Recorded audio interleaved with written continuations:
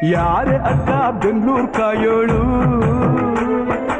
ಅಮ್ಮನಿಗೆ ಅಮ್ಮ ಅಣ್ಣಮ್ಮ, ಯಾರೋ ತಮ್ಮ ಕರ್ಗಾನ್ ಮೆಚ್ಚೋಳು,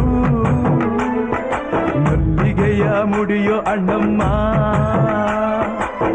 ಬರುತ್ತೀನೆಂದರೆ ಇಲ್ಲಿಗೆ ಬರೋ ತನಕ ಮೌನಿ, ಕೊಡುತ್ತೀನೆಂದರೆ ಹರಕೆ ಕೊಡೋ ತನಕ ಕೋತಿ.